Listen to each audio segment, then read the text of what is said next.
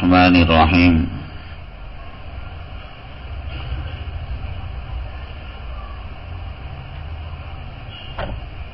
پورے عالم کی جو مسلمانوں کی جو تاریخ ہے، 9/11 کے بعد ایک قسم سے ایک نئی سمت مسلمانوں کی تاریخ میں پیدا ہو گئی، اور عالم اسلام اور مسلمانوں کے سامنے ایک نئی جنگ آ گئی دہشت گردی کے نام سے. مسلمانوں پر دہشت گردی کا لیبل پوری قوت کے ساتھ پوری دنیا کی باطل طاقتوں نے استعمال کیا.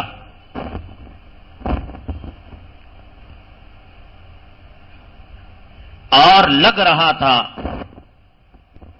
کہ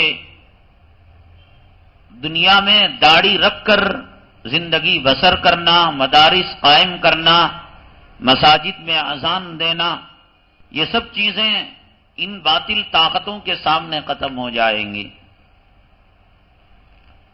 لیکن ہمارے اکابرین نے دارالعلوم دیوبند کو جس مقصد کے لیے قائم کیا، الحمدللہ آج بھی اگر نگاہ اٹھا کر دیکھیں وہ مقصد روز اول سے آج تک اسی طرح زندہ ہے جب انار کے درخت کے نیچے دو محبوب سبق پڑھ رہے تھے اور پڑھا رہے تھے.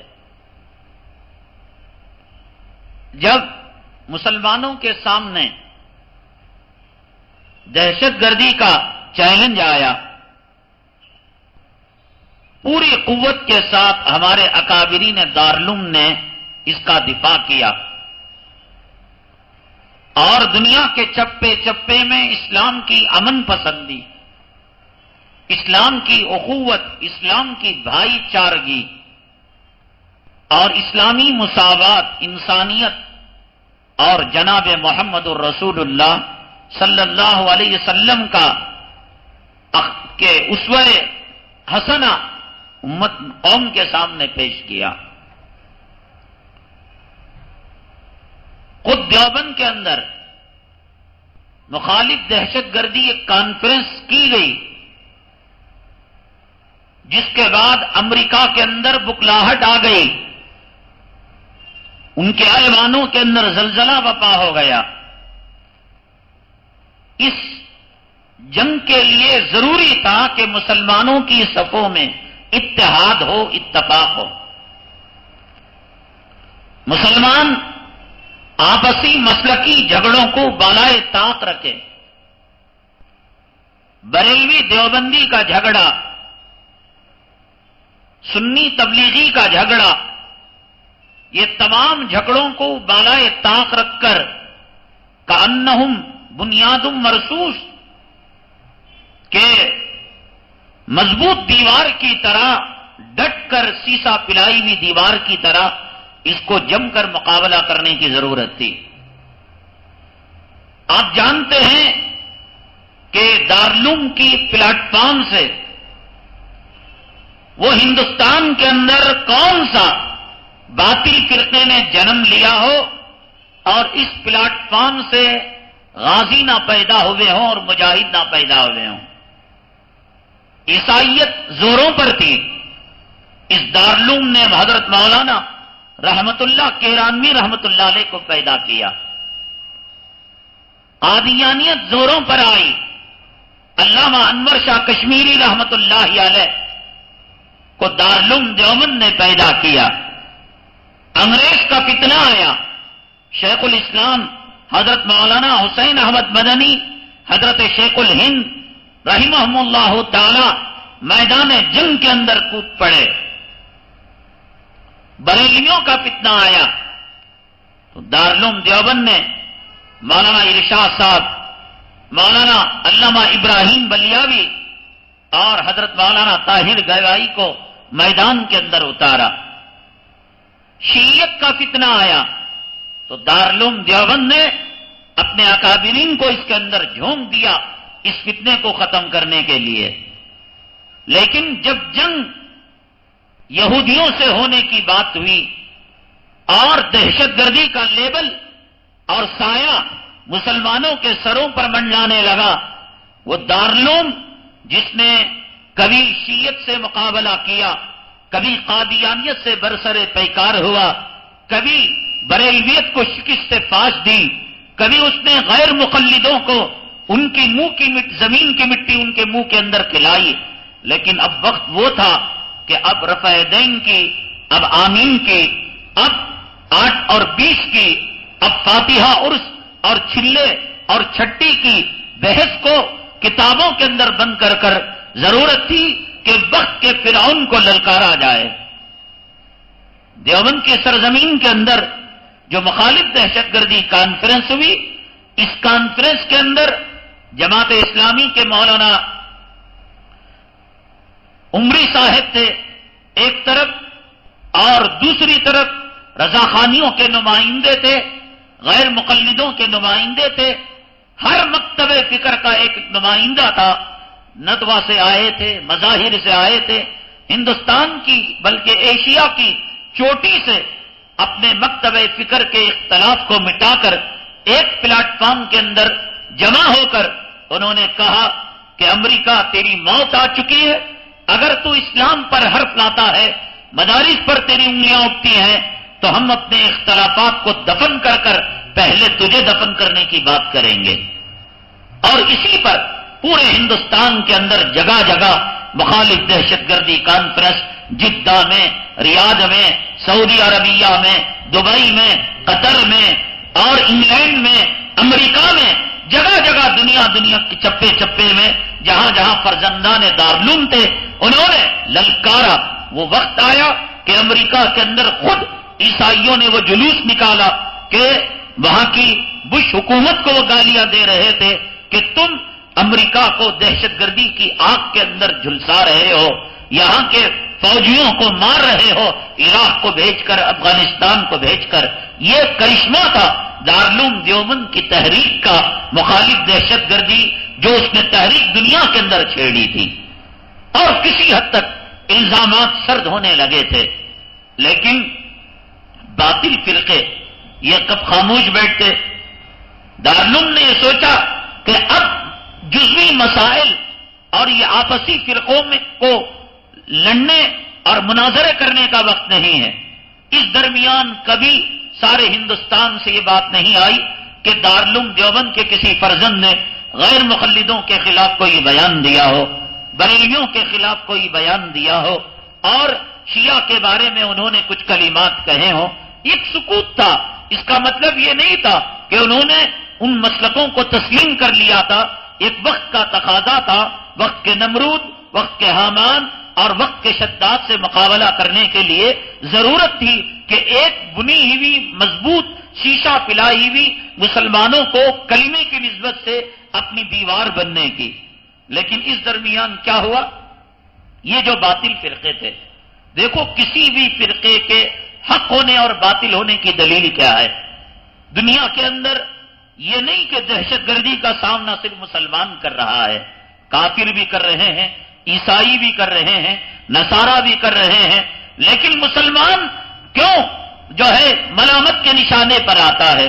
مسلمان خود میدان میں آتا ہے، مسلمان غازی بنتا ہے، مسلمان شہید بنتا ہے. ایسا کیوں نہیں ہوتا کہ عیسائی اور ہندو کی لڑائی ہو جاتی؟ ایسا کیوں نہیں ہوتا یہود اور نصارہ کی لڑائی ہو جاتی؟ ہر ایک حملہ کرنا چاہتا ہے، ہندو مارنا چاہتا ہے مسلمان کو، عیسائی ختم کرنا چاہتا ہے مسلمان ملک کو، امریکہ کسی ملک کا وجود ختم کرنا چاہتا ہے مسلمانوں کے ملک کا. یہ آپس میں لڑتے کیوں نہیں باطل مذاہب والے؟ اسی طریقے سے آپ دیکھ لیجئے، اہل خبیث کا ایک فرقہ ہے جو اپنے آپ کو اہل حدیث اور غیر مقلد کہتا ہے.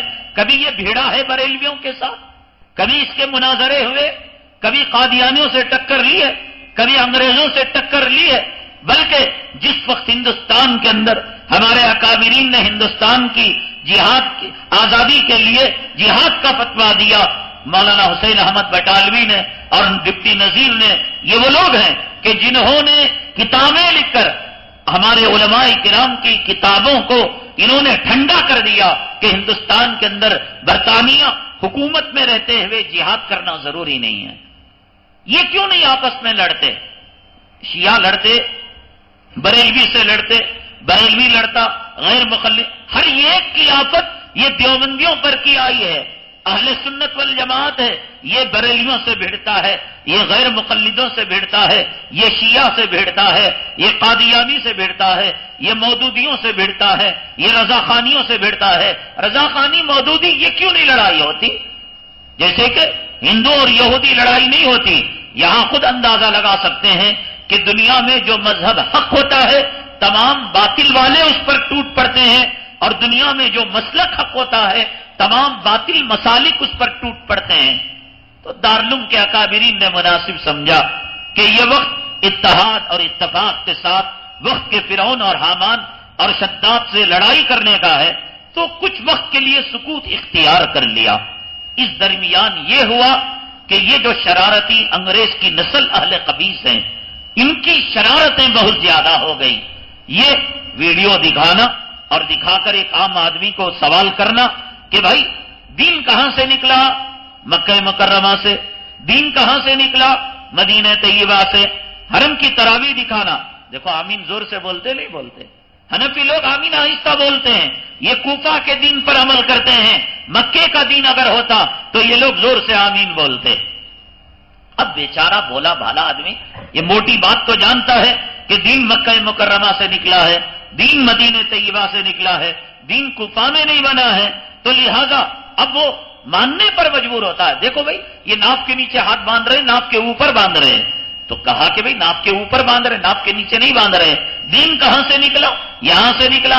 یہ رفع دین کر رہے نہیں کر رہے ہیں؟ یہ رفع دین کر رہے ہیں۔ تمہاری مسجدوں کے اندر نماز کے اندر رفع دین کیا جاتا ہے؟ نہیں کیا جاتا۔ تو یہ کوفہ والا دین ہے، یہ حنفی دین ہے۔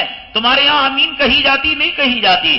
آہستہ کہی جاتی ہے، حرمین کے اندر زور سے کہی جاتی ہے، مکے مدینے کے دین میں زور سے آمین، رفع دین، اور پھر سینے کے اوپر ہاتھ باندھنا، یہ سب دکھا کر عام آدمی کو گمراہ کرنے کے لیے انہوں نے اس موقع کا ناجائز فائدہ اٹھایا۔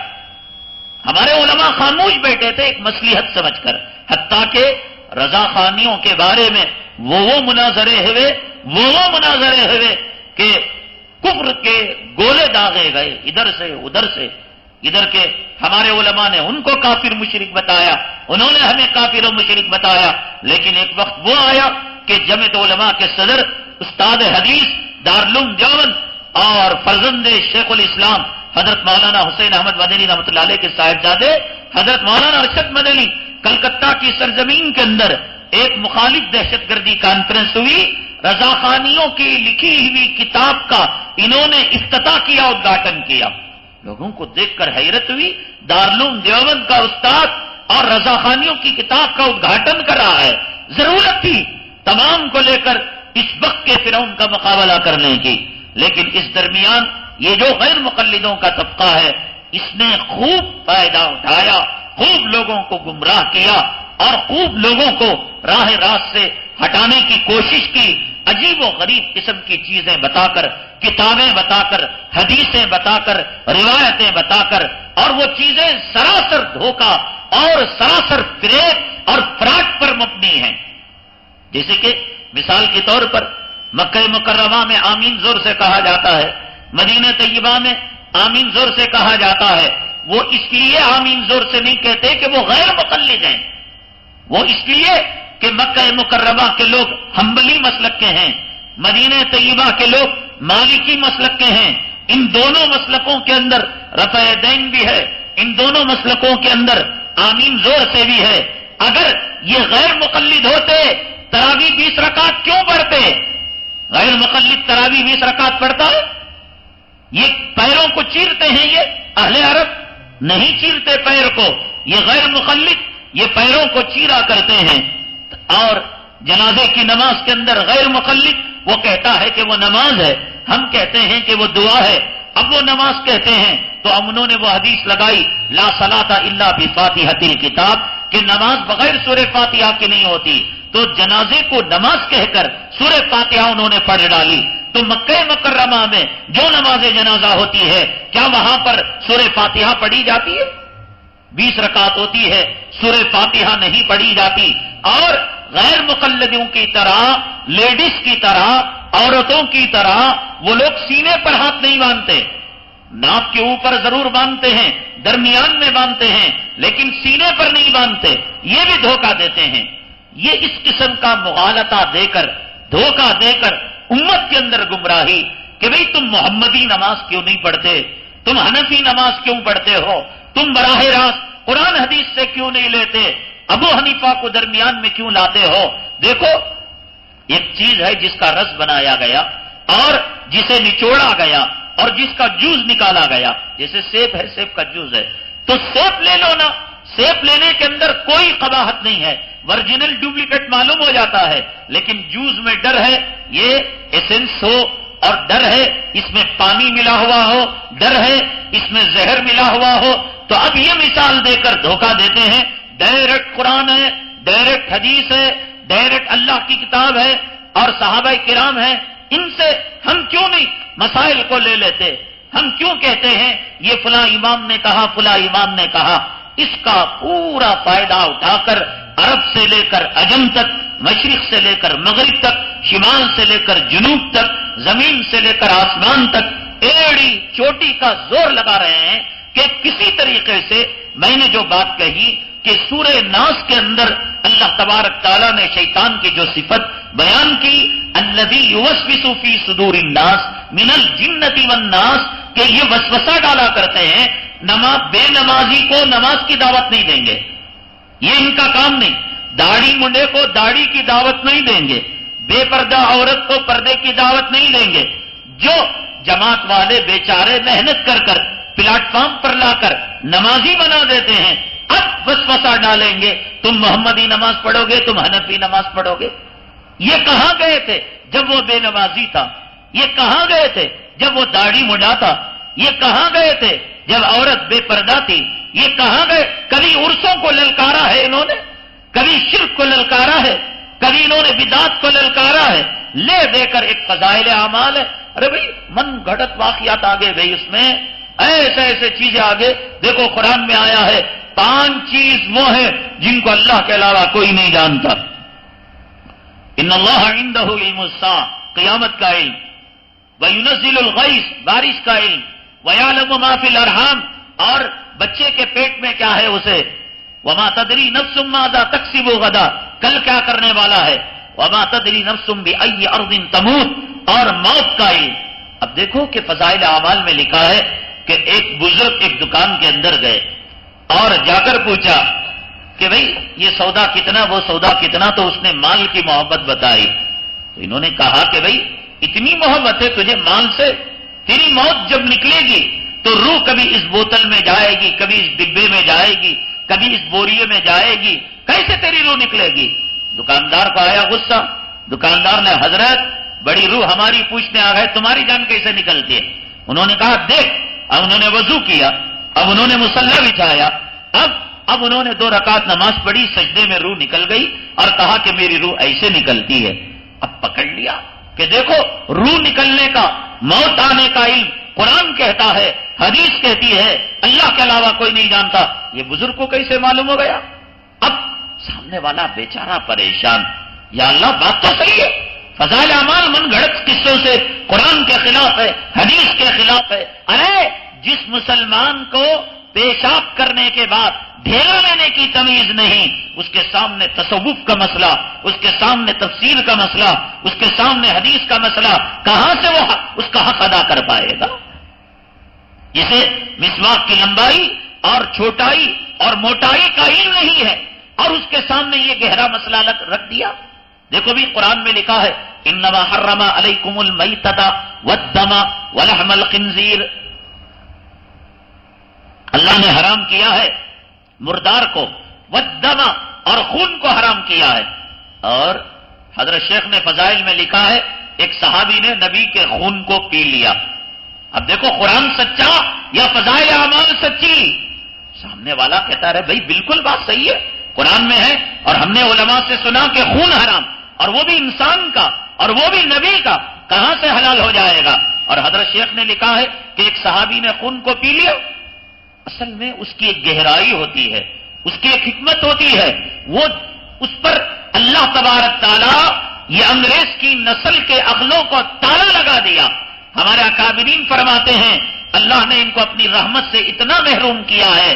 ہمارے حضرت مولانا مفتی محمود صاحب رحمت اللہ علیہ فرمایا کرتے تھے، مجھے چیلنج کرو، کسی اہل قبیس اور غیر مقلد کی قبر پر لے جاؤ، کھودو، اللہ کی قسم اس کا سینہ قبلے سے پھرا ہوا ہوگا۔ اور ہم نے یہ منظر دنیا میں دیکھا کہ اللہ اسے ہدایت سے پھیر دیتے ہیں، سچائی سے پھیر دیتے ہیں، حق سے پھیر دیتے ہیں، قرآن سے پھیر دیتے ہیں، مکہ مکرمہ مدینہ طیبہ سے پھیر دیتے ہیں۔ جہاں اسے آمین نظر آیا 20 رکعت تراویح نظر نہیں آئی، جہاں اسے رفع یدین نظر آیا اسے سینے کے نیچے ہاتھ باندھنا نظر نہیں آیا، جہاں اسے یہ نظر آیا مکہ مکرمہ اور مدینہ طیبہ کی نماز حنفیوں سے الگ ہے کہ سورہ فاتحہ جنازے کے اندر، یہ سب معلوم ہے، لیکن اللہ نے ان کے عقلوں کو پھیر دیا۔ صحابی قرآن کے خلاف کبھی کام کر سکتا ہے؟ حدیث کے خلاف، نبی کی منشا کے خلاف ہرگز نہیں کر سکتا۔ یہ احکامات شریعت میں جو نازل ہوئے دھیرے دھیرے نازل ہوئے، سٹیپ بائی سٹیپ نازل ہوئے، کئی سال 23-20 پر 3 سال کی مدت میں دھیرے دھیرے نازل ہوئے۔ نماز میں پہلے بات کرنا جائز تھا، پہلے شراب پینا جائز تھا، مکے کی زندگی میں شراب حلال تھی، مدینہ طیبہ میں حرام ہوئی، تو اب اگر کسی حرام کی نسبت کسی صحابی کی طرف ہوتی ہے کہ فلاں صحابی نے شراب پی، اور کوئی اہل خبیث انگریز کے نطفے سے پیدا ہوا آدمی یہ کہتا ہے کہ دیکھو تمہارے دیوبندی کی کتاب میں لکھا ہے کہ فلاں صحابی نے شراب پی ہے، تو ہمارا یقین ہے کہ یہ صحابی نے اس وقت شراب پی ہوگی کہ حرام ہونے کی آیت کے نازل ہونے سے پہلے۔ یہ ناممکن ہے، ناممکن ہے، زمین اوپر جائے آسمان نیچے آئے، صحابی آیت کے نازل ہونے کے بعد پھر انہوں نے شراب کو ہاتھ لگایا ہو۔ اسی طریقے سے خون کی جو حرمت نازل ہوئی وہ بعد میں نازل ہوئی، جب تک خون کے بارے میں کوئی حکم نازل نہیں ہوا تھا اس وقت کا یہ واقعہ ہے کہ صحابی نے خون کو پیا ہے۔ اب رہی بات موت کے بارے میں، اچھا صاحب آپ اپنی بوڑھی دادی کو جو دمے کی مرض ہے، کڈنی فیلر ہے، ڈاکٹر کے پاس لے کر گئے، ڈاکٹر آپ کا فیملی ڈاکٹر ہے، ڈاکٹر نے کہا دیکھیے صاحب میں تو ہندو دھرم کا ہوں، میں تو عیسائی دھرم کا ہوں، تم لوگ اسلام دھرم کے ماننے والے ہو، ایک کام کرو اسے لے جاؤ ہاسپٹل میں، گندی جگہ رکھنے کے بجائے تم اپنے گھر میں رکھو، پاک صاف رکھو، پوتر کپڑے بناؤ اور تمہارا پوتر پانی زمزم پلاؤ، یہ چند گھنٹوں کی مہمان ہے۔ اب بولو اسے کہ قرآن میں اللہ بولیا نہیں جانتا کرو، تو کیسا رہ جان لیا؟ موت کے آثار معلوم ہو جاتے ہیں۔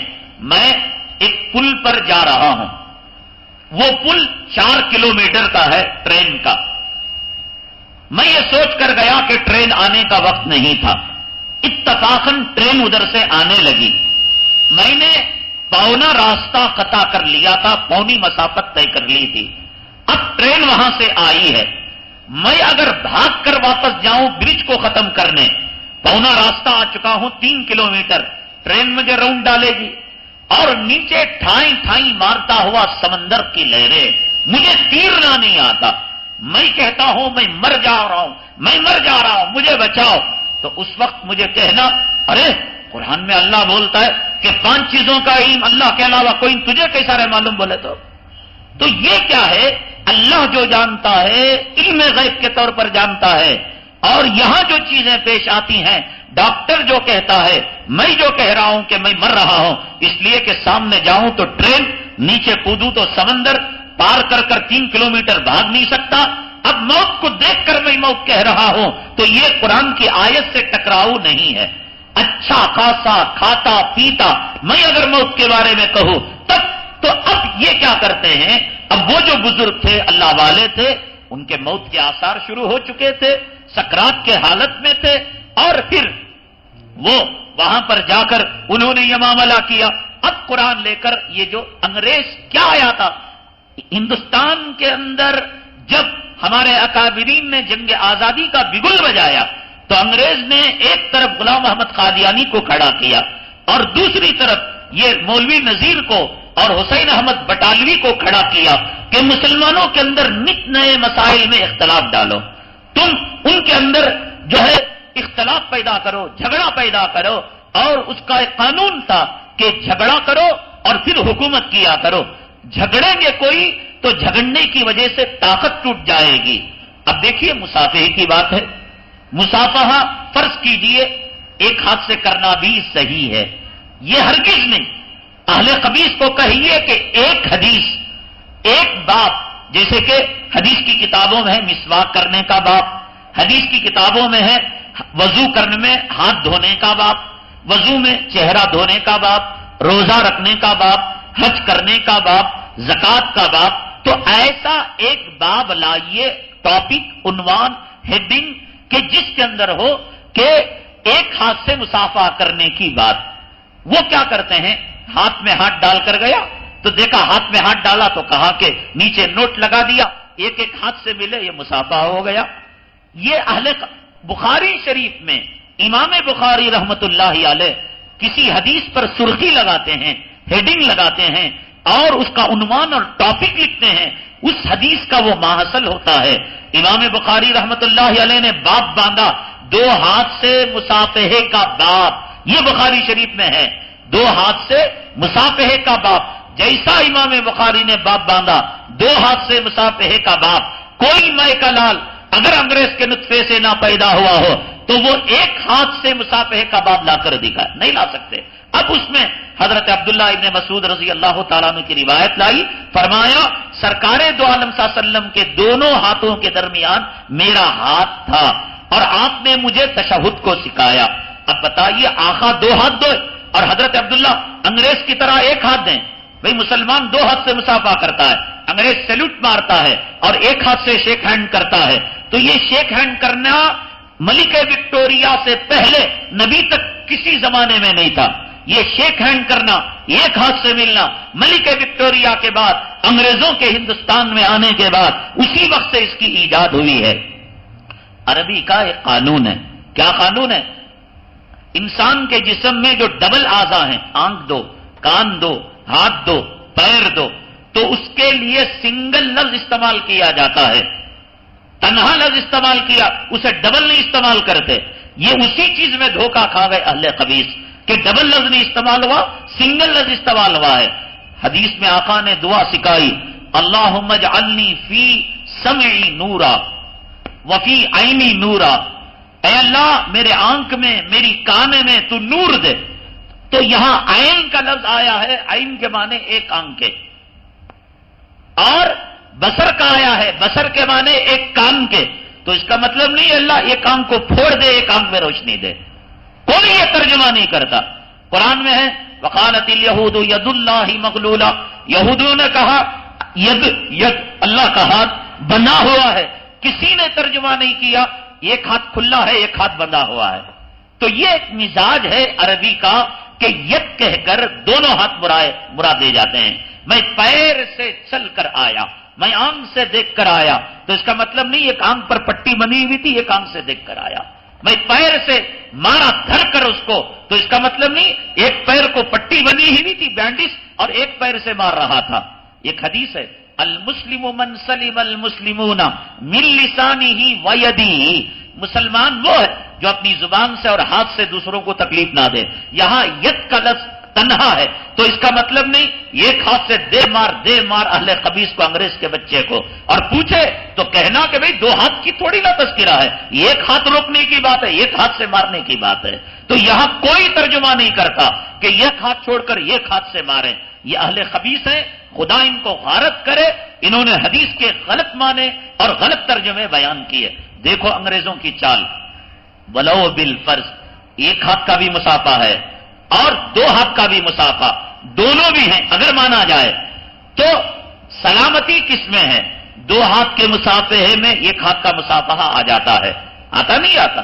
اگر آدمی دو ہاتھ ملے ایک ہاتھ آ ہی جاتا ہے۔ تو اگر آدمی دو ہاتھ کا مصافحہ کرے ایک ہاتھ والی حدیث پر عمل ہو جائے گا، ان حرامزادوں کو ضد ہے نبی کے عمل سے کہ وہ اس عمل کو توڑنے کے لیے اس کو ایسا برائی سے بیان کرتے ہیں گویا دو ہاتھ کا مصافحہ کرنا کوئی کفر کا اور شرک کا کام ہے۔ دیکھیے حدیث کے اندر آقا نے فرمایا کوئی تم میں کا آدمی استنجا کرے تو چاہیے کہ وہ دامے ہاتھ سے کرے، سیدھا ہاتھ نہ لگائے۔ تم میں کا آدمی کوئی کھانا کھائے چاہیے کہ سیدھے ہاتھ سے کھائے، داواں ہاتھ نہ لگائے۔ جو نبی کھانے میں استنجا میں ہاتھ لگانے کی بات کر رہے ہیں، یہ داواں ہاتھ مصافحے میں لگنا اتنی بری بات تھی۔ ان اہل خبیث سے کہو کہ اب تک تمہارے انگریزوں کی ضروریت پیدا ہوئی اور قیامت تک پیدا ہو رہی ہے، ان سے کہو کہ آقا نے ایک ہاتھ مصافحے میں لگ کر داواں ہاتھ نہ لگنے کی کوئی روایت قیامت تک لاؤ، یہ نہیں لا سکتے۔ ان کو ضد ہے، چڑ ہے، اور یہ پیدا ہوئے اختلاف پیدا کرنے کے لیے، جھگڑا پیدا کرنے کے لیے۔ فرض کرو کہ تراویح کی 8 رکعت 20 رکعت کا جھگڑا ہے، دونوں روایتوں کو مانا جائے، حالانکہ 8 رکعت کی تراویح ہے ہی نہیں، صرف 20 رکعت ہے۔ حرمین میں 20 رکعت، عمر فاروق کے دور میں، حضرت عثمان غنی کے دور میں، تابعین کے دور میں، آج تک مکہ مکرمہ مدینہ طیبہ میں حضرت عمر فاروق رضی اللہ تعالیٰ عنہ کے سال سے لے کر پیچھے ایک سال بھی 8 رکعت تراویح نہیں، ولو بالفرض مان لو یہ 8 یہ 20 کا جھگڑا ہے۔ تو اگر ایک آدمی کہہ رہا ہے کہ تمہیں بامبے جانے کے لیے ٹرین کے اندر 1000 روپے ٹکٹ، ایک آدمی کہہ رہا ہے نہیں صاحب میں 800 میں لیا تھا، احتیاط کس میں ہے؟ 1000 روپے لے جانے میں ہے، 800 روپے لے جانے میں ہے؟ 1000 روپے لے جانے میں ہے۔ 1000 روپے لے گئے، 800 کی ٹکٹ بن گئی، 200 روپے پھر بھی نفع میں۔ 800 لے کر گئے، 1000 روپے کی ٹکٹ تھی، تھکا لے کر چپل کھا کر واپس آنا پڑتا ہے۔ اگر 20 رکعت تراویح اور 8 رکعت تراویح کا جھگڑا ہے، 20 رکعت تراویح پڑھنے میں 8 رکعت تراویح آ جاتی ہے، اور اللہ کے یہاں ولو بالفرض اگر 8 رکعت تراویح بھی ہے تو ہم کہہ لیں گے مولا یہ ہمارے علماء نے بڑوں نے کہا ہم نے پڑھ لیا تو اس کو نفل بنا دے، اللہ نفل بنا دیں گے۔ لیکن اگر ہو 20 رکعت اور کوئی انگریز کا بچہ 8 رکعت پڑھے تو پھر 12 رکعت کا جواب وہ قیامت میں دیتا رہ جائے گا اور ساری امت جنت کے اندر چلی جائے گی۔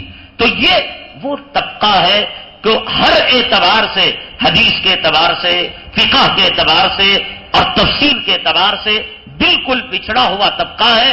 اور یہ جو مخالف دہشت گردی کانفرنسوں کی جو لہر ہمارے علماء نے پورے عالم کے اندر پھیلائی، اور انہوں نے کہا اللہ کی قسم میں منبر رسول پر بیٹھ کر کہہ رہا ہوں، میرے پاس کئی جگہ سے تقاضے آتے، حضرت بریلوی لوگ بہت ستاتے ہیں، حضرت غیر مقلد ستاتے ہیں، آئیے آپ ان کے بارے میں کچھ کہیے۔ اللہ گواہ ہے میں کہتا ہوں کہ بھئی یہ وقت جو ہے آپسی اختلافات کا نہیں ہے، آپسی جھگڑوں کا نہیں ہے۔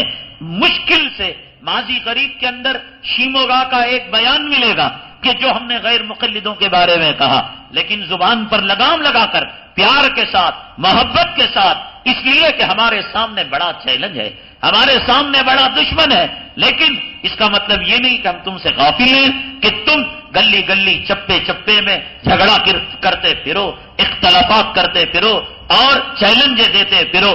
مثال کے طور پر ایک جو ہے اشتہار انہوں نے چھاپا ہے اور لکھا ہے حوالہ غلط ہوگا تو 5 لاکھ کا نقد انعام دیا جائے گا۔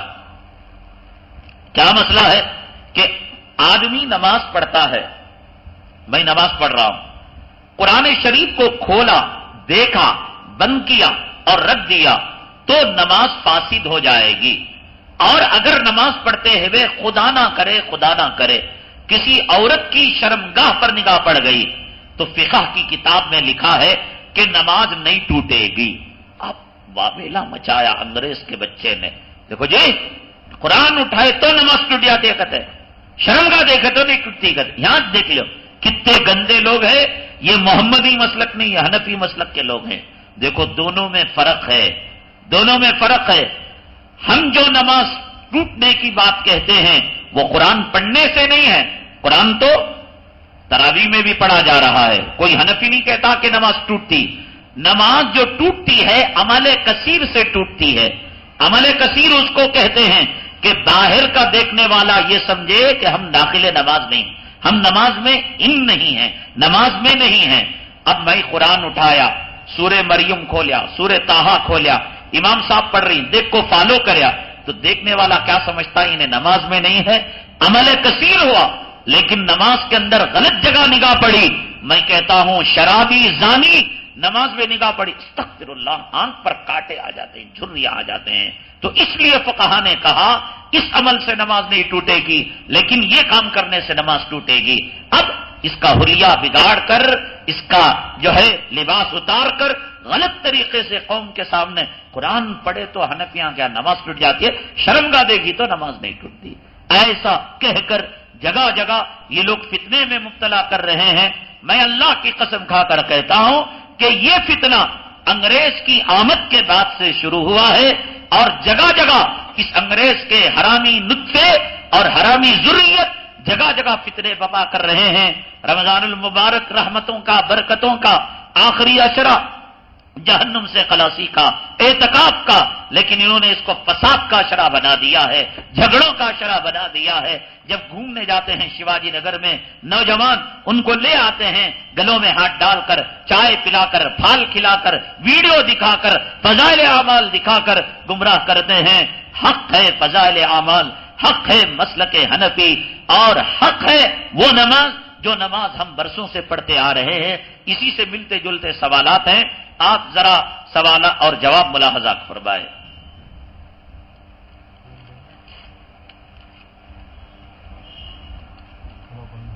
دیکھیے انہوں نے چونکہ ادب کے دائرے میں رہ کر سوال کیا ہے اس لیے ہم جواب دے رہے ہیں. اگر بے ادبی کرتے تو ہم اس سوال کو ہاتھ نہ لگاتے.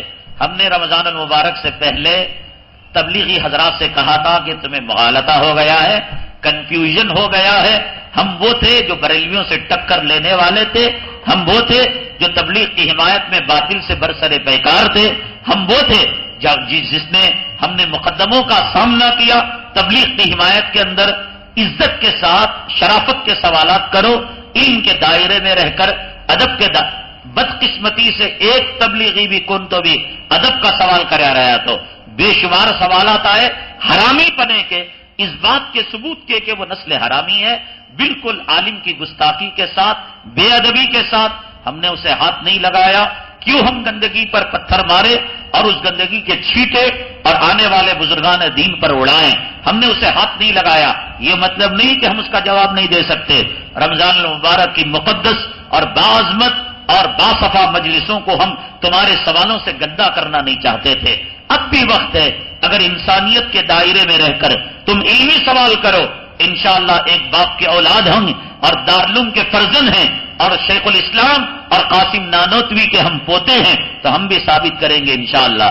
چونکہ یہ سوال علمی دائرے میں کیا گیا ہے، ادب کو ملحوظ کر کے کیا گیا ہے، اس لیے آپ سوال دیکھیے اور جواب دیکھیے. میرے ایک دوست اہل حدیث ہیں،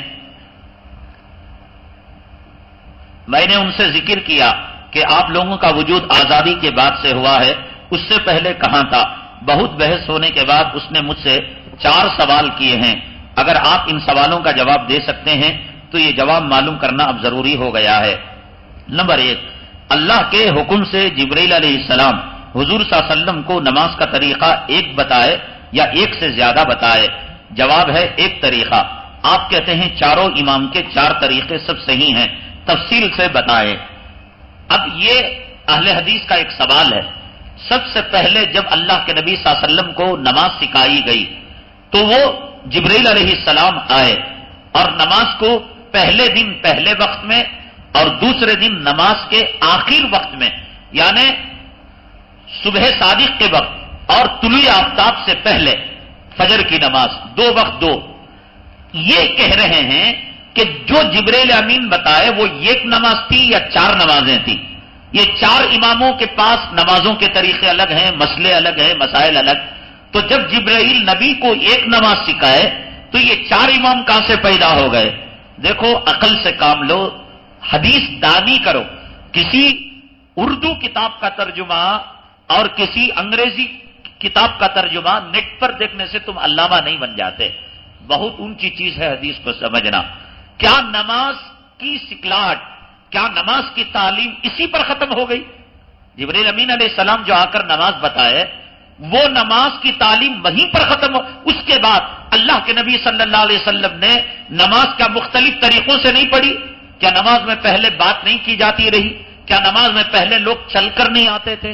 کیا نماز نشے کی حالت میں نہیں پڑھی جاتی تھی؟ کیا نماز کے اندر مختلف مراحل تھے؟ یہ الٹی بات کر رہے ہیں آپ. میں اور آپ سودا کرتے ہیں، میں اور آپ ایک چیز کی خرید و فروخت کرتے ہیں. یہ مائک ہے، میں اس کو خریدنا چاہتا ہوں آپ سے. آپ نے بتایا کہ 1000 روپے، میں نے کہا کہ 300 روپے. اب یہ پہلی بات ہوئی. پہلی بات پر کاروبار ہوتا ہے یا آخری بات پر کاروبار ہوتا ہے؟ دنیا میں یہ بتائیے مجھے. آخری بات پر ہوتا ہے.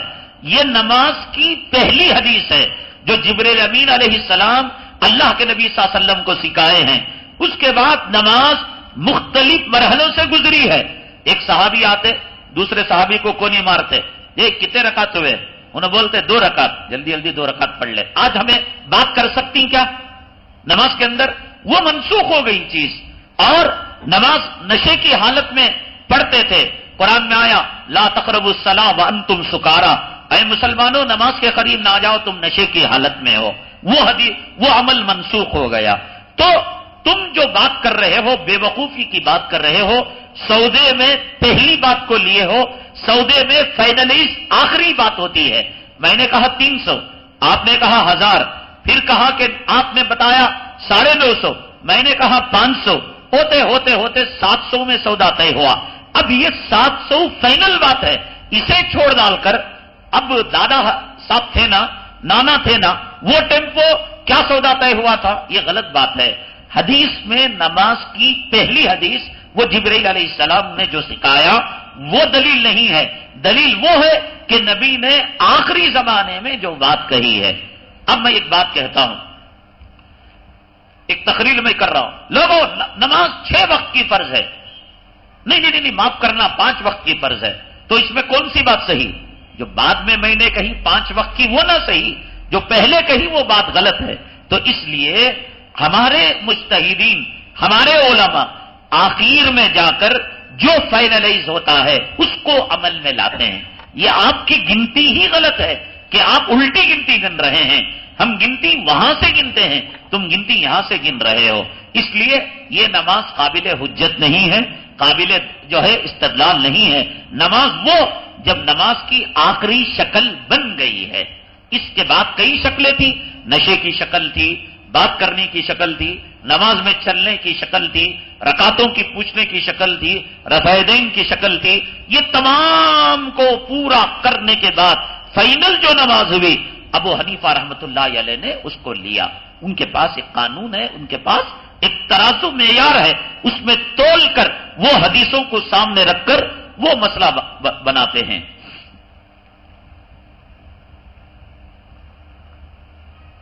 اب کیا لکھتے ہیں؟ دوسرا سوال. حضور صلی اللہ علیہ وسلم کے وفات کے 400 سالوں کے بعد ان 4 اماموں کا وجود ہوا. ان 400 سالوں میں جو بھی اسلام قبول کیا تھا کیا وہ مسلمان نہیں ہوا تھا؟ تفصیل سے بتائیے. مطلب یہ کہ آج بولتے ہیں حنفی، شافعی، یہ ابو حنیفہ سے پہلے بھی صحابہ تھے نا، یہ مسلمان نہیں تھے کیا؟ نا جب انہوں مسلمان تھے حنفی کے بغیر تو تم بھی مسلمان رکھ سکتے ہو حنفیت کے بغیر. دیکھو یہ میں نے کہا کہ یہ وہ دھوکہ ہے جو دھوکہ مکے کے آمین کا، مکے کے رفع یدین کا دھوکہ ہے. میں اگر بھائی قرآن پڑھنا مسلمان کو ضروری ہے؟ نہیں ضروری ہے، ضروری ہے. یہ قرآن کو مرتب کس نے کیا، جمع کس نے کیا؟ پوری دنیا جانتی ہے حضرت عثمان غنی رضی اللہ تعالیٰ عنہ نے جمع کیا. حضرت عثمان غنی رضی اللہ تعالیٰ عنہ کو جامع القرآن کہا جاتا ہے. اس قرآن کو مصحف عثمانی کہا جاتا ہے. حضرت عثمان غنی، ان کے سمجھ میں نہیں آ رہا، جا رہے ہیں چھوڑ دیجئے. حضرت عثمان غنی رضی اللہ تعالیٰ عنہ سے پہلے کیا قرآن نہیں تھا؟ قرآن تھا، بکھری ہوئی شکل کے اندر تھا. حضرت عثمان غنی سے پہلے کیا نمازوں میں قرآن نہیں پڑھا جاتا تھا؟ اب اگر کوئی آدمی قرآن پڑھے، دیکھو جی جبرائیل جو قرآن لا کو حضور کو دیے وہ پڑھتی کی حضرت عثمان کا قرآن پڑھتی. اب جبرائیل جو قرآن حضور کو دیے صلی اللہ علیہ وسلم، اس قرآن کو پانے کے لیے حضرت عثمان غنی کے جمع کردہ قرآن کے علاوہ پوری دنیا میں اللہ کی قسم کوئی راستہ نہیں ہے. کوئی راستہ اس قرآن کے علاوہ اور کوئی قرآن لا کر بتاؤ؟ اب جو ہم قرآن پڑھ رہے ہیں، کوئی اہل خبیث، کوئی اہل قرآن یہ کہے کہ جبرائیل خالص قرآن نبی کو جو دیے وہ پڑھو، حضرت عثمان دینا وہ کئی کو پڑھتی، تو ہمیں کیا جواب دیتی؟ حضرت عثمان غنی باپ کے گھر سے قرآن لائی نہیں، حضرت عثمان غنی رضی اللہ تعالیٰ عنہ قرآن جو بکھرا ہوا تھا اسی قرآن کو جمع کر کر امت کے سامنے دیا۔ وہ قرآن وہی ہے جو اللہ نے جبرائیل کو دیا، جبرائیل نے آقا کو دیا، آقا نے صحابہ کو دیا، فرق یہ تھا وہ پھیلا ہوا تھا، اس کو انہوں نے جمع کر دیا۔ اور قرآن کتنے حرفوں میں نازل کیا گیا؟ 7 قراتوں میں۔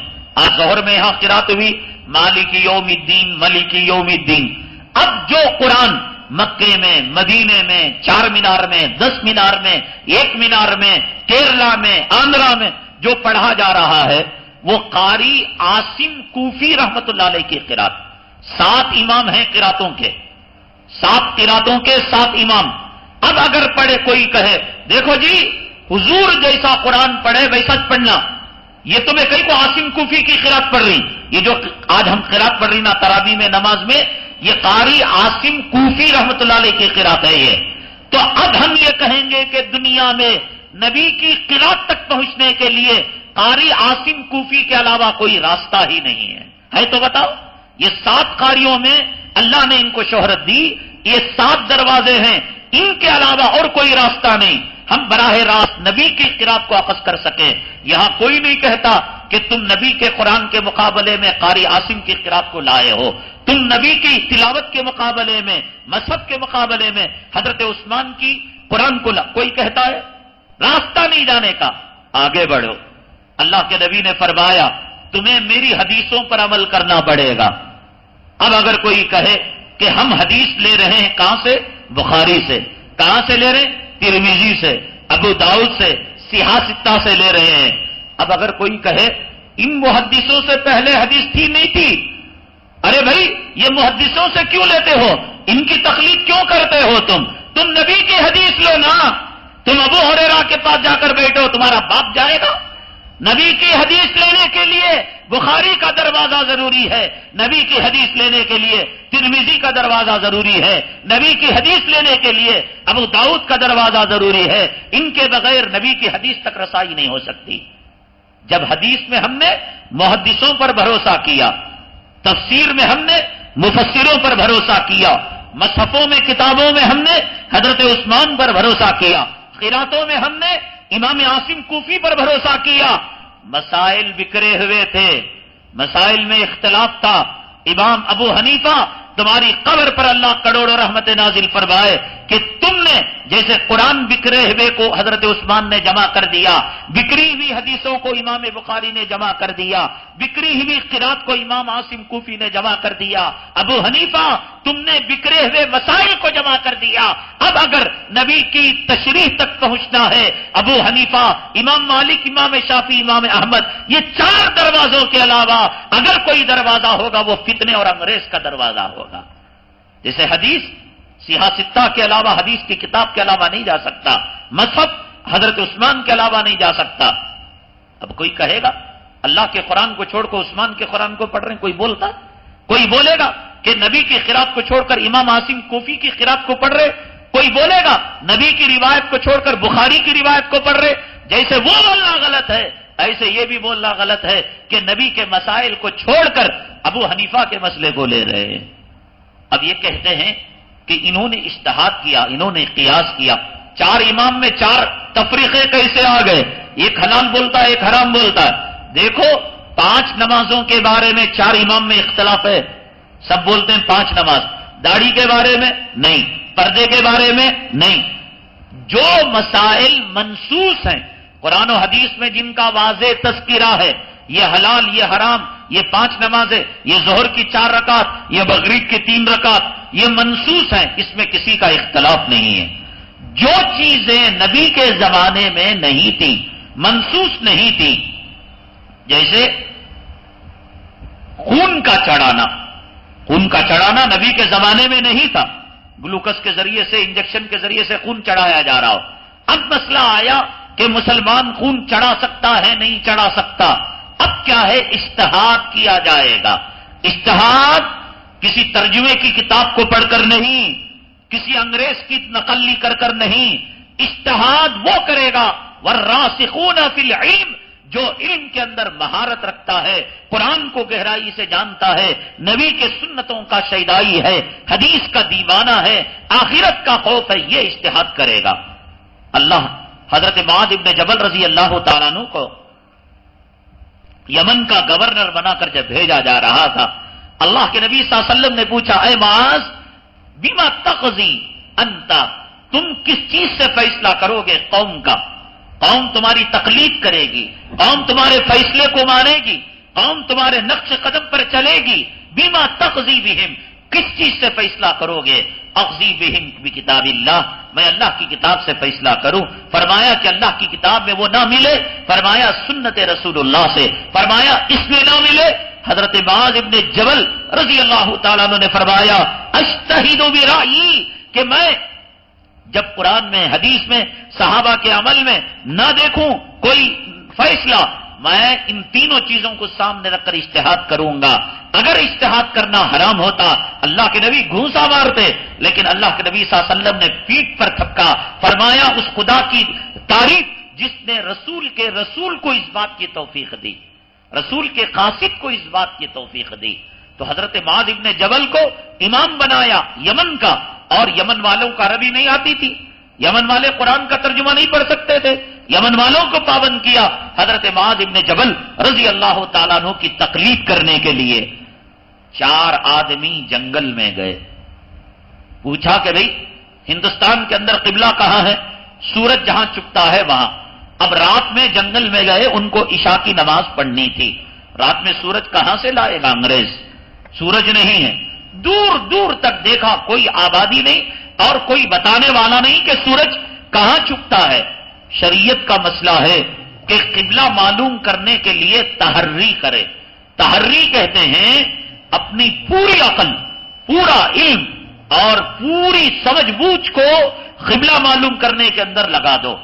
اور فقہا نے مسئلہ لکھا کہ اگر آدمی نماز پڑھتا ہے ایسے علاقے میں جہاں قبلہ معلوم نہیں اور اس نے تحری نہیں کی، یعنی اس نے قبلے کی شناخت نہیں کی، نماز پڑھ لی، اتفاقاً قبلہ صحیح تو نماز ہو گئی، اگر قبلہ غلط تو نماز دہرانے کی ضرورت۔ لیکن یہاں دیکھو مسئلہ کیا ہے، ابو حنیفہ کا حنفی، امام مالک کا مالکی، امام شافعی کا شافعی، امام احمد کا حنبلی، 4 مسلک کے 4 لوگ سفر میں گئے جنگل میں۔ اب جنگل میں جا کر اب قبلہ معلوم نہیں، ان کو تحری کرنا، قبلہ فائنڈ آؤٹ کرنا۔ ایک بولیا ادھر مشرق، ایک بولیا مغرب، ایک بولیا شمال، ایک بولیا جنوب، چاروں کے چاروں نے اپنی اپنی سمت میں نماز پڑھی، ایک مشرق، ایک مغرب، ایک شمال، ایک جنوب، ایسٹ ویسٹ، نارتھ ساؤتھ۔ ظاہر سی بات ہے 4 طرف تو سورج نہیں ڈوبتا، سورج ایک طرف ڈوبتا ہے۔ تو اب یہ مطلب ہوا کہ صبح میں تحقیق کرے کہ جہاں سورج ڈوبا وہاں نماز ہوئی، جہاں نہیں ڈوبا ان لوگوں کو نماز جو ہے پھر صحیح کرے۔ لیکن شریعت کا مسئلہ یہ ہے کہ تحری کرنے کے بعد، اجتہاد کرنے کے بعد چاروں کی نماز صحیح ہو گئی، چاروں کو نماز دہرانے کی ضرورت نہیں ہے۔ بغیر تحری کے، بغیر اجتہاد کے اگر غلط نماز پڑھی تو نماز دہرانے کی ضرورت ہے۔ اب بولو ایک مشرق ایک مغرب کیسا ان کی نماز صحیح ہو گئی؟ تو ایسا 4 اماموں میں حدیثوں کو لے کر مسائل میں اختلاف ہے، ایک مکروہ بولتا ہے، ایک مکروہ تنزیہی بولتا ہے، اسی اجتہاد کے نتیجے میں بولتا ہے۔ اور شریعت کا مسئلہ ہے، آقا نے فرمایا المجتہد یخطی و یصیب، کہ اجتہاد کرنے والا صحیح بھی کرتا ہے خطا بھی کرتا ہے، اور صحیح کرتا ہے 2 اجر پاتا ہے، خطا بھی کرتا ہے تو 1 اجر اس کو ملتا ہے۔ قرآن اور حدیث میں چھوٹی چھوٹی باتوں کا ذکر ہے اور دلیل ہے۔ کیا آپ ان 4 اماموں کی کوئی دلیل بتا سکتے ہیں؟ کوئی حدیث اسلام کے دار و مدار قرآن و حدیث پر ہے تو تفسیر سے، یعنی کیا بول رہے ہیں یہ 4 امام کا تذکرہ پر، تو یہ 6 حدیثاں کا تذکرہ ہے کیا؟ بخاری جو بخاری بولتے ہیں تو اللہ کے نبی نے کبھی کہا کہ تم بخاری پر عمل کرو، تم ترمذی پر عمل کرو؟ آج بخاری پر عمل کرنا حدیث پر عمل کرنا نہیں ہے۔ اللہ کے نبی نے کہا کہ تم مصحف عثمانی کو مانو، آج مصحف عثمانی کو ماننا جبرائیل کا وہ قرآن جو آقا پر آیا کیا اس کو ماننے کے برابر نہیں ہے؟ کیا آج قرات امام عاصم کوفی کی ماننا کیا نبی کی قرات کو ماننے کے برابر نہیں ہے؟ جب یہ ماننا وہ ماننے کے برابر ہے تو پھر یہ ابو حنیفہ کے فقہ کو ماننا، اجتہاد کو ماننا نبی کے مسائل کو ماننے کے برابر ہے۔ تو نبی نے حدیثوں کی کتاب کو تم کہتے ہو قرآن حدیث کے علاوہ ہم کسی چیز کو نہیں مانیں گے، تو امام بخاری کو کیوں مانتے ہو؟ تم کیوں مانتے ہو امام بخاری کو؟ کیوں سہارا لیتے ہو؟ تمہارے پاس آدمیوں کی حیثیت کیا بھی نہیں ہے، امام بخاری کیوں مانتے ہو تم؟ تو جب مانو گے حدیث کے اندر تو فقہ کے اندر ابو حنیفہ کو ماننا پڑے گا۔ جب نبی نے حدیث میں امام بخاری کا نام نہیں لیا تو نبی نے فقہ میں ابو حنیفہ کا بھی نام نہیں لیا۔ تو جب نام نہیں لیا حدیث میں ان کو امام المحدثین مانا جا رہا ہے تو فقہ میں ان کو امام اعظم مانا جا رہا ہے، تو وہاں ماننے میں تمہیں کوئی جھگڑا نہیں۔ یہاں کیوں جھگڑا؟ یہاں اس لیے جھگڑا کہ انگریزوں نے تمہیں جھگڑا کرنے کے لیے کھڑا کیا۔ پھر وہی بات، کیا حضور صلی اللہ علیہ وسلم بتا کر گئے تھے میرے بعد 4 امام آئیں گے، آپ لوگ ان کی پیروی کرو اور ان کے نقش قدم پر چلو؟ کیا حضور یہ بتا کر گئے تھے میرے بعد محدثین آئیں گے، تم ان کی حدیثوں کو مانو اور کسی کی حدیث کو ضعیف مانو، کسی کی حدیث کو قوی مانو، کسی کو حدیث کو متفق علیہ مانو، کسی کی حدیث کو مرفوع مانو، کسی کو حدیث کو مقطوع مانو؟ یہ کہاں ہے؟ یہ سب علماء محدثین نے اس فن کو بنایا ہے، یہ سب بیکار کی باتیں ہیں۔ بہرحال یہ وہ جوابات ہیں، انہوں نے انسانیت سے پوچھے۔ میں ابھی بھی کہتا ہوں اگر سمجھ نہ آتا ہو انسانیت کے احترام کے دائرے میں رہ کر پوچھے۔ الحمدللہ میں رمضان المبارک کا آخری عشرہ کلام پاک کے 29 پارے ختم، 1 پارہ قریب الختم، ہماری موت کو مد نظر کر میں حلفیہ کہتا ہوں انگریز نے اس طبقے کو پیدا کیا امت میں اختلاف اور جھگڑا پیدا کرنے کے لیے۔ اللہ کے لیے ان کے فتنے سے آپ بچے۔ انشاءاللہ بقیہ تفصیلات ہم کل عرض کریں گے۔ محمد ہدایت شریف طبیعت ناساز ہے، اللہ ان کو صحت و شفا نصیب فرمائے۔ ایک کتاب ہے بڑی بہترین کتاب، غیر مقلدوں کی خانہ تلاشی۔ ان کے یہ کتاب غیر مقلدوں کے اندرونی جو گندے مسائل ہیں۔ اب انہوں نے کہا کہ نماز میں ہمارا حنفی شرمگاہ دیکھے نماز نہیں ٹوٹتی، وہ گندا مسئلہ بولتے ہیں، لیکن ان کے کتنے گندے مسئلے ہیں اس کتاب کے اندر ہیں، اس کو آپ لے جائیں۔ جاویدہ خانم کی طبیعت ناساز ہے، اللہ تعالیٰ انہیں صحت و شفا نصیب فرمائے۔ سید سمیر صاحب گروپن پالے کے رہنے والے، اس مسجد کے بڑے قدیم مصلی ہیں، 2.5 سال سے بلا وجہ جیل کی صحبتیں برداشت کر رہے، اہل خانہ بڑے پریشان ہیں اور چھوٹے چھوٹے ننھے منھے بچے تڑپ رہے ہیں، بلک رہے ہیں۔ خاص طور سے جو معتکفین حضرات ہیں ان سے مؤدبانہ درخواست، سید سمیر نام لے کر دعا کریں۔ کل جو ہے بحث و مباحثہ ہونے والا ہے عدالت کے اندر، اللہ کرے ان کو ضمانت مل جائے، اللہ انہیں رہائی نصیب فرمائے، اللہ ان کے اولاد کو ان کے باپ کا سایہ نصیب فرمائے اور اللہ ان کی بیوی کے سہاگ کو واپس فرمائے۔ ممتاز بیگم صاحبہ کینسر میں کے مرض میں مبتلا ہیں، اللہ انہیں صحت و شفا نصیب فرمائے۔ اور ایک صاحب ہیں مرحوم بشیر احمد کیا ہے وہ مرحوم ہے، اللہ ان کی مغفرت فرمائے۔ اسجد نواز، اللہ تبارک تعالیٰ انہیں صحت و شفا نصیب فرمائے۔ الحمدللہ رب العالمین والصلاة والسلام علی سید المرسلین وعلی آلہ وصحبہ اجمعین۔ اللہم انک عفو کریم تحب العفو فاعف عنا۔ سبحان ربک رب العزة عما یصفون وسلام علی المرسلین والحمدللہ رب العالمین۔